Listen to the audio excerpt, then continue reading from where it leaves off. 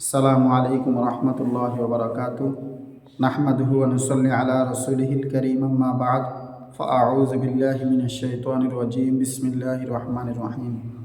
আমার সম্মানিত অডিয়েন্স, যারা আপনারা আমার ভিডিও দেখেন, আমার ভিডিওটি যদি ভালো লেগে থাকে আমার চ্যানেলটি সাবস্ক্রাইব করে দিবেন এবং লাইক কমেন্ট করতে ভুলবেন না।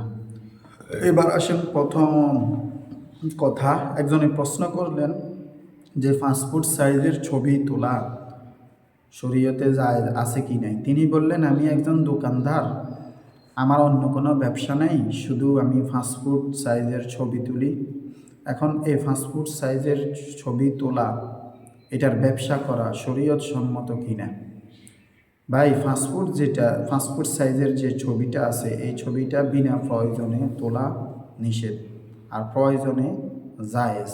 কারণ ফতুয়ার কিতাবের মধ্যে এসেছে তীব্র প্রয়োজন হারামকে হালাল করে দেয়। তীব্র প্রয়োজন হারামকে কি করে দেয়?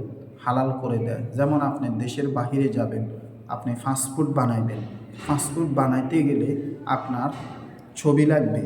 এখন আপনি ছবি তোলা ব্যতীত পাসপোর্ট বানাইতে পারবেন না, তখন এটা আপনার জন্য জায়েজ। আপনি জন্ম নিবন্ধন কার্ড বানাইবেন অথবা আইডি কার্ড বানাবেন, আপনার এই পাসপোর্ট সাইজের ছবি বা যেটুকু ছবি দরকার এতটুকু ছবি যদি আপনি না তুলেন, তাহলে আপনি জন্ম নিবন্ধন কার্ড বলেন, আধার কার্ড বলেন, রেশন কার্ড বলেন, তারপর এটাকে কি বলেন, পাসপোর্ট বলেন, আপনি বানাইতে পারবেন না। আপনি হজে যাবেন, তখন আপনার ছবির প্রয়োজন আছে, ছবি না তুললে আপনি হজে যেতে পারবেন না। এটা কিন্তু খুবই তীব্র প্রয়োজন, খুবই গুরুত্বপূর্ণ প্রয়োজন, যে এটা না হলে আপনার কাজটা সম্পূর্ণ হবে না। তো এই জন্য ফতুয়ার কিতাবের মধ্যে এসেছে যে তীব্র প্রয়োজন, খুবই গুরুত্বপূর্ণ প্রয়োজন কোনো বস্তুকে, কোনো হারাম বস্তুটাকে হালাল করে দেয়। যদিও এটা আমরা হারাম জানি, কিন্তু বিনা প্রয়োজনে রাস্তায় দিয়ে হাঁটতেছেন, ভিডিও করতেছেন, ছবি তুলতেছেন, এটা শরীয়ত সম্মত নয় এবং কি হারাম। প্রশ্ন আসতে পারে যে আপনি যে ভিডিও করতেছেন এটা কোন হাদিসের মধ্যে আছে?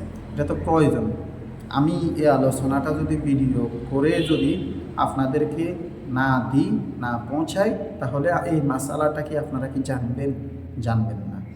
তো আপনার প্রয়োজনে আপনি ছোট ফটো আপনি তুলতে পারবেন, কিন্তু বিনা প্রয়োজনে ছবি তোলা শরীয়ত সম্মত নয়। আল্লাহ পাক রব্বুল আলামিন আমাকে আপনাদের প্রত্যেককে এই কথাগুলো বুঝার তৌফিক দান করুন। আমা আলাইনা ইল্লাল বালাগ।